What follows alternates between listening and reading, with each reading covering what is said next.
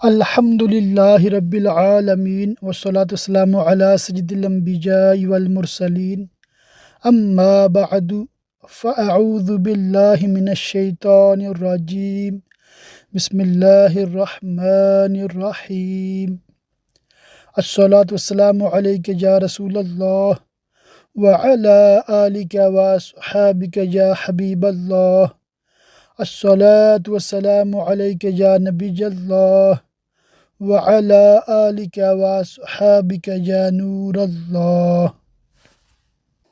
Audio خلاصہ فتاوی رضویہ جلد اول،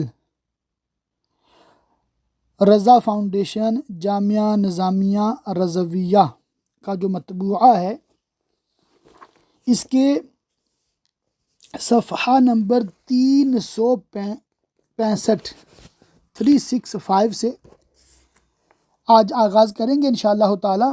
یہاں پر ایک رسالہ ہے، بلکہ فتویٰ ہے، اور اس کو نام رسالے کا دیا گیا، یا رسالہ ہے اس کو ایک فتویٰ قرار دیا گیا۔ نبہ القومی ان الوضوء من ای نومی، قوم کو تنبیہ کہ کس نیند سے وضو فرض ہوتا ہے۔ یہ بہت ہی معلوماتی، انتہائی دلچسپ گفتگو ہے۔ آپ بغور سماعت کریں گے تو انشاءاللہ تعالی آپ سیکھ جائیں گے، سمجھ جائیں گے کہ کب کب سونے سے وضو ٹوٹتا ہے اور کس وقت سونے کی وجہ سے وضو نہیں ٹوٹتا۔ آج کی ہماری گفتگو انشاءاللہ تعالی صفحہ نمبر 438 تک، یعنی صرف اسی ایک رسالے پر مشتمل ہوگی۔ جواب میں اعلیٰ حضرت علیہ رحمہ نے جو تحریر فرمائی، میں انشاءاللہ تعالی میں نوعاً آپ کو پڑھ کر اس کے 2 صفحات سنا دیتا ہوں، جس سے پوری گفتگو اللہ کی رحمت سے آپ کو سمجھ آ جائے گی۔ اور ان 2 صفحات کے بعد جو ہیں وہ ہیں دلائل، ٹھیک ہے، دلائل ہیں، اور ان دلائل کی عوام کو حاجت نہیں ہے۔ عربی کتب سے عربی الفاظ کی تشریحات ہیں، علماء کے اختلافات ہیں، اور امام اہل سنت مولانا شاہ امام احمد رضا خان بریلوی رحمۃ اللہ تعالی علیہ کے جوابات ہیں، جو کہ علماء کے لیے خاص فائدہ مند ہیں۔ ہم چونکہ عوام ہیں اور ہمارا مقصد اس سلسلے کا یہی ہے، آڈیو خلاصہ فتاوی رضویہ، کہ امام اہل سنت کی تعلیمات کو عوام اہل سنت تک پہنچایا جائے، آسان الفاظ میں، بہترین انداز میں۔ تو سنیے۔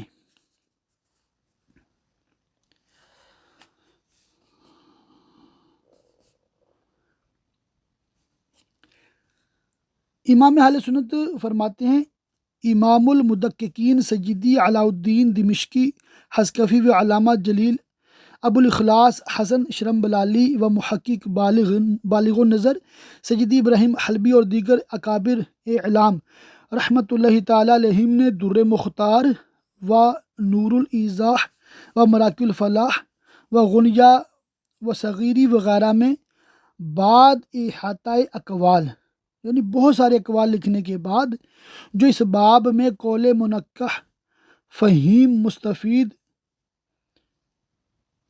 من القى السمع وهو شہید کے لیے افادہ فرمایا، اس کا حاصل و عطر محاصل یہ ہے کہ نیند 2 شرطوں سے ناقض وضو ہوتی ہے۔ 2 شرطیں پائی جائیں تو نیند کیا ہے؟ وضو توڑ دیتی ہے۔ اول یہ کہ دونوں سرین اس وقت خوب جمع نہ ہوں، دوسرے یہ کہ ایسی ہیئت پر سویا ہو جو غافل ہو کر نیند آنے کو مانے نہ ہو۔ جب یہ دونوں شرطیں جمع ہوں گی تو سونے سے وضو جائے گا، اور ایک بھی کم ہے تو نہیں۔ مثلا نمبر 1، دونوں سرین زمین پر ہیں اور دونوں پاؤں ایک طرف پھیلے ہوئے، کرسی کی نشست اور ریل کی تپائی بھی اس میں داخل ہے۔ اقولو، آپ فرماتے ہیں، مگر یورپین ساخت کی کرسی جس کے وسط میں ایک بڑا سوراخ اسی محمل غرض سے رکھا جاتا ہے، اس سے مستثنیٰ اس کی نشست مانع حدث نہیں ہو سکتی۔ نمبر 2، دونوں سرین پر بیٹھا ہے اور گھٹنے کھڑے ہیں اور ہاتھ ساقوں پر محیط ہیں، جسے عربی میں احتبا کہتے ہیں، ہاتھ زمین وغیرہ پر ہوں اگرچہ سر گھٹنوں پر رکھا ہو۔ نمبر 3، 2 زانو سیدھا بیٹھا ہو۔ نمبر 4، 4 زانو پالتی مارے یہ صورتیں خواہ زمین پر ہوں یا تخت یا چارپائی یا کشتی یا شکدف یا شبری یا گاڑی کے کھٹولے میں۔ نمبر 5، گھوڑے یا خچر وغیرہ پر زین رہ کر سوار ہے۔ نمبر 6 اور 7، ننگی پیٹھ پر سوار ہے مگر جانور چڑھائی پر چڑھ رہا ہے یا راستہ ہموار ہے۔ ظاہر ہے کہ ان سب صورتوں میں دونوں سرین جمے رہیں گے، لہٰذا وضو نہ جائے گا اگرچہ کتنا ہی غافل ہو جائے، اگرچہ سر بھی قدرے جھک گیا ہو، نہ اتنا کہ سرین نہ جمے رہیں۔ اگرچہ دیوار وغیرہ کسی چیز پر ایسا تکیہ لگائے ہو کہ وہ شے ہٹا لی جائے تو یہ گر پڑے۔ یہی ہمارے امام رضی اللہ تعالیٰ عنہ کا اصل مذہب و ظاہر الروایہ و مفتہ بہی اور صحیح اور معتمد ہے، اگرچہ ہدایہ اور شرح وقایع میں حالت تکیہ کو ناقض وضو لکھا۔ نمبر 8، کھڑے کھڑے سو گیا۔ نمبر 9، رکوع کی صورت پر۔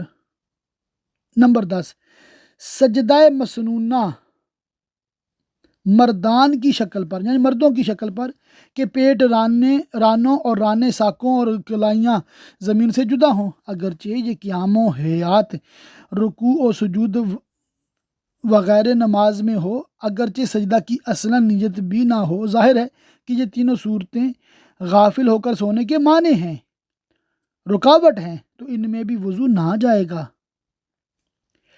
نمبر 11 ہے اکڑوں بیٹھے سویا۔ 12، 13، 14،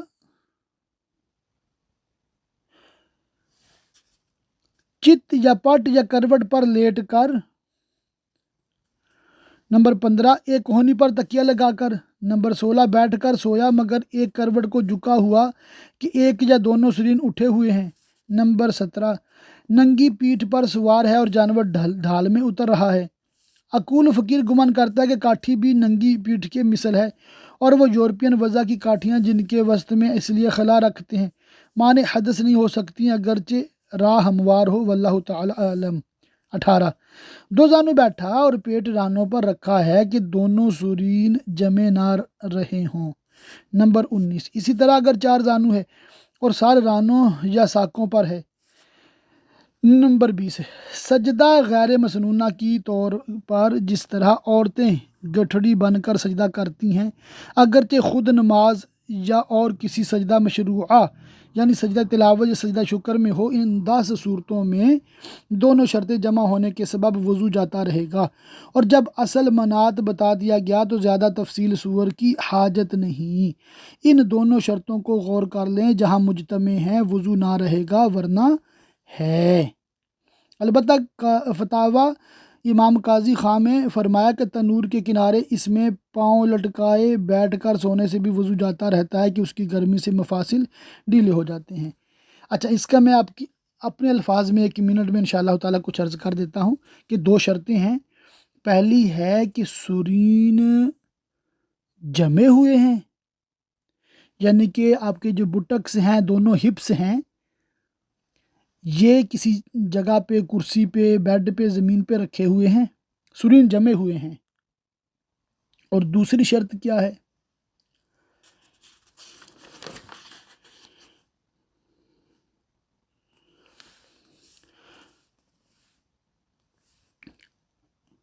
دوسری شرط کیا ہے؟